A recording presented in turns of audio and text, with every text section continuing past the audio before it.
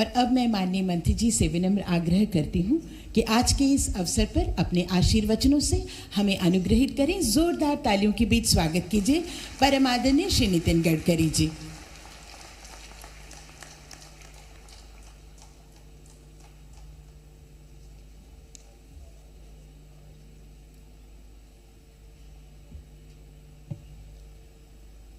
मध्य प्रदेश के लोकप्रिय मुख्यमंत्री मेरे सहयोगी आदरणीय डॉक्टर मोहन यादव जी,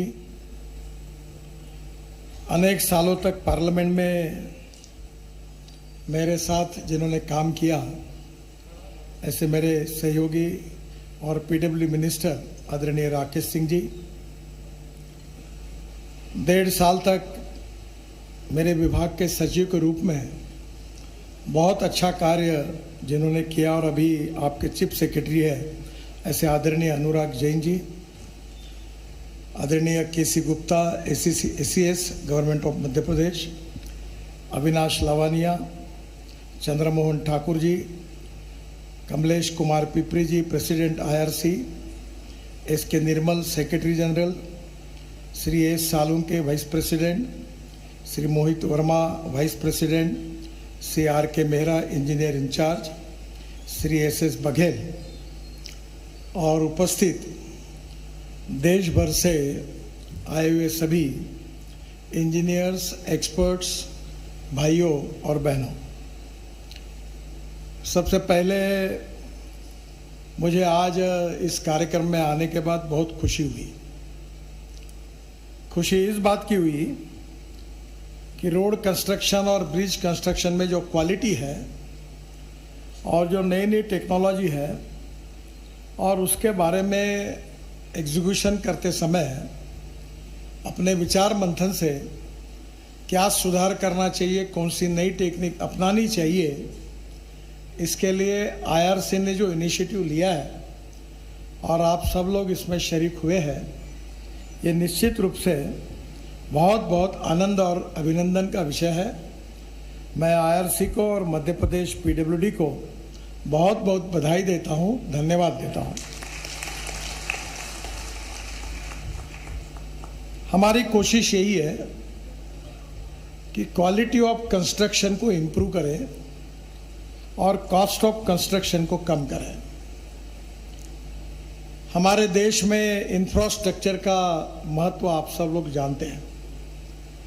हमारे प्रधानमंत्री जी का ये सपना है कि हमारे देश के इकोनॉमी को वर्ल्ड की 3rd लार्जेस्ट इकोनॉमी बनाना है, $5 ट्रिलियन की इकोनॉमी बनाना है और विशेष रूप से आत्मनिर्भर भारत बनाना है।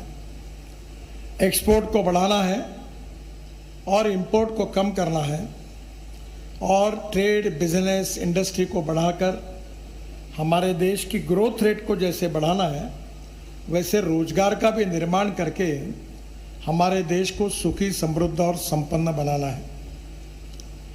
किसी भी देश के विकास में सबसे इम्पोर्टेंट भूमिका किसी की है तो वो इंफ्रास्ट्रक्चर की है। Water, power, transport and communication, 4 चीजें जहां डेवलप होगी वहाँ ट्रेड, बिजनेस, इंडस्ट्री खड़ी होगी, कैपिटल इन्वेस्टमेंट आएगी और जहाँ ट्रेड, इंडस्ट्री और बिजनेस खड़ा होगा, कैपिटल इन्वेस्टमेंट आएगी, वहाँ रोजगार निर्माण होगा और जहाँ रोजगार निर्माण होगा वहाँ की गरीबी दूर होगी। और इसलिए इंफ्रास्ट्रक्चर ये हमारे सरकार की, आदरणीय प्रधानमंत्री जी की सबसे हाईएस्ट प्रायोरिटी है और इसलिए हमें वर्ल्ड में जो सक्सेसफुल प्रैक्टिसेस है और हमारे देश में जो अच्छे प्रयोग है, उस प्रयोग को स्वीकार कर हमें इस सेक्टर को क्वालिटेटिव बनाना है।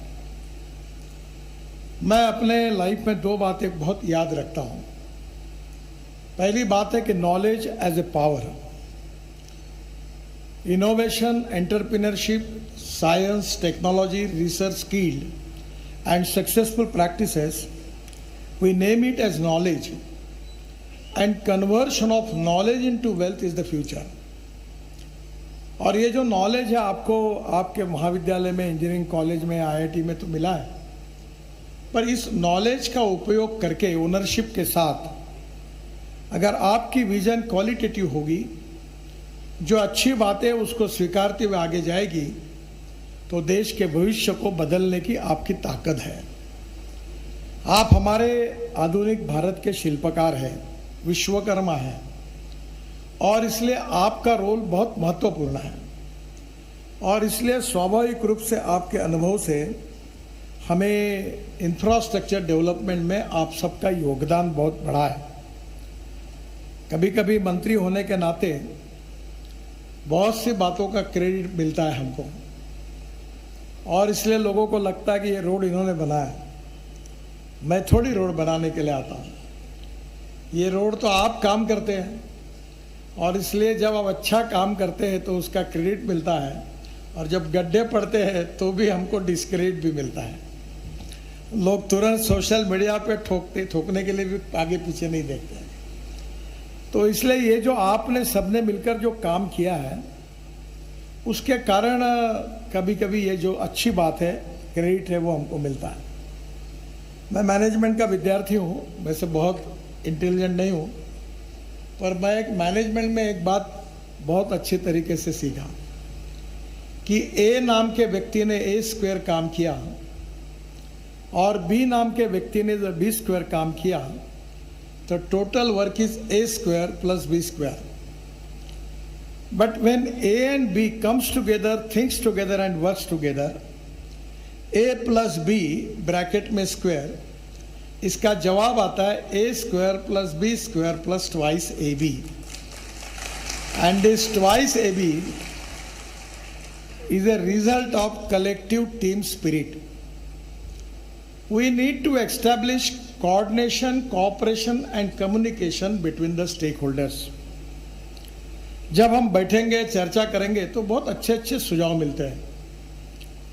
मैं अक्सर हमारे सहयोगी को कहता हूं कि no one is perfect and no one can claim that he is perfect. उत्तम, अधिक उत्तम, सर्वोत्तम up to infinity. You cannot catch your own image. और इसलिए जो जो छोटे छोटे लोग भी होते हैं, वो भी अच्छी अच्छी बातें बताते हैं, और जो अच्छी बातें बताते हैं उसके ऊपर किसी का पेटेंट नहीं है। तो उसको स्वीकारना, और हमारी कुछ कमियां लोग ध्यान में लाकर देते तो उसको निश्चित रूप से कम करने की कोशिश करना, that is to be the best way for success. और इसलिए knowledge is very important, knowledge as a power is most important. और दूसरी एक बात जो है, वो जो मैं अक्सर याद रखता हूँ, वो है वेस्ट टू वेल्थ। मैं अक्सर ये बात पे विश्वास रखता हूँ कि no material is waste and no person is waste. It is depending upon the appropriate technology and appropriate vision of the leadership that you can convert waste into wealth. अभी कुछ दिन पहले हमारे म्यूनिसिपल कॉरपोरेशन के पास 450 एकड़ जगह dump yard की थी। अब हमने टेक्नोलॉजी लाई, गंदा पानी जो था वो बेच दिया, तो 300 करोड़ रुपए साल के मिलते, शुद्ध करके गवर्नमेंट ऑफ महाराष्ट्र को पावर जनरेशन को दिया। लोग टॉयलेट में पानी डालते, हमको पैसे मिलते हैं 300 करोड़ साल के। फिर कचरे में हमने उसको सेग्रीगेट किया और एक बहुत अच्छी टेक्नोलॉजी लाई। ग्लास, मेटल और प्लास्टिक को रिसाइकलिंग हुआ, और जो ऑर्गेनिक वेस्ट थे वो बायोडाइजेस्टर में डाल के उसे मीथेन बनाकर बायो सीएनजी बन गया, तो गैस बन गया। तो कचरे के लिए इतनी जगह ही लगती नहीं थी। फिर मेरे मन में आया, मैं हमारे कमिश्नर को कहा कि हमारा शहर एजुकेशनल हब बनना चाहिए। तो मैं पूना में, मेरे बड़े अच्छे संबंध है, सिम्बोसिस करके यूनिवर्सिटी है, उनके मुजुमदार करके चेयरमैन थे। उनको मैंने कहा, मुजुमदार साहब आपको मेरे लिए एक बात करनी होगी। बोले क्या करना है? मैंने नागपुर में आपका कैंपस खोलिए। तो उन्होंने कहा कि एक कंडीशन पे खोलूँगा, अगर आप मुझे जगह दोगे तो मैंने आने के बाद सोचा कि जगह कहाँ मिलेगी शहर में, तो ये डंप यार्ड खाली हुआ था। तो मैंने हमारे कमिश्नर को कहा कि एक टेक्निकल क्वालिफिकेशन लेकर एक टेंडर निकालो, और 1 रुपए के लीज पर 110 एकड़ जगह हमने 30 साल के लिए सिम्बोसिस को दी। और फिर सिम्बोसिस में मुजम्मदार साहब और उनके लड़की को कहा कि डिज़ाइन मेरे बिना नहीं मंजूर करना, आर्किटेक्ट में